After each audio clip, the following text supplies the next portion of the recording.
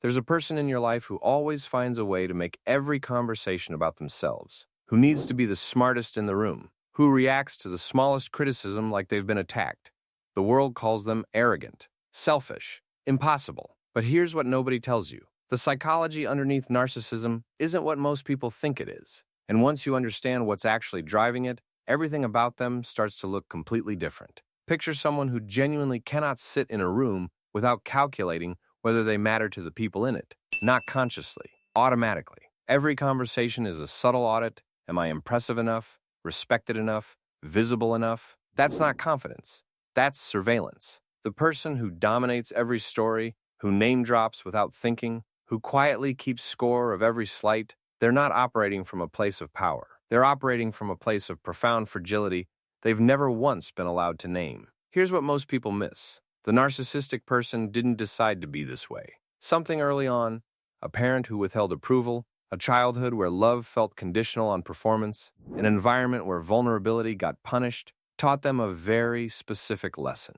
The lesson was, your real self isn't enough, so build a better one. Psychologists call the structure that gets built around that wound a false self. It's a term associated with the British psychoanalyst Donald Winnicott, who observed that when a child's authentic emotional expression is consistently unmet or rejected, they learn to perform a version of themselves that earns approval instead. The grandiosity isn't pride, it's armor. And we haven't gotten to the part that most people find genuinely uncomfortable, because it implicates all of us in ways that are hard to sit with. That's coming. Before we go further, I left something pinned in the comments that's directly connected to what we're talking about. If this is landing in a specific way for you, go answer it.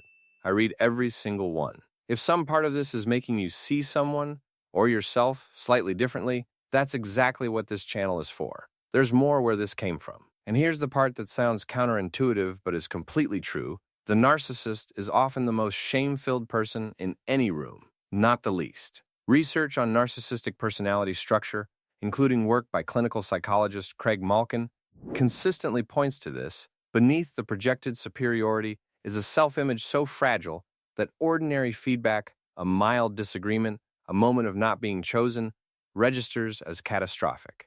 That's why they explode at things that seem trivial. That's why they can't apologize without immediately deflecting.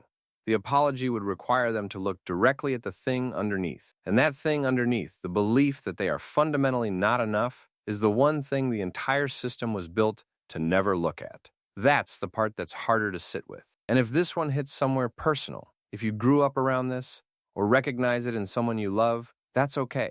Some of this runs deep. And if it feels bigger than a video can hold, that's a real signal worth listening to. Talking to someone who knows this territory is never the wrong move. Here's the closing thought. Narcissism, at its psychological core, is what happens when a person decides very early, usually before they had words for it, that being seen as extraordinary is safer than being known as ordinary. They built the performance so well that even they forgot it was a performance. The arrogance you see is real, but it's a structure built on top of something else, something that was probably never allowed to just exist without being evaluated. That doesn't excuse the behavior, but it does change the shape of the thing you're looking at.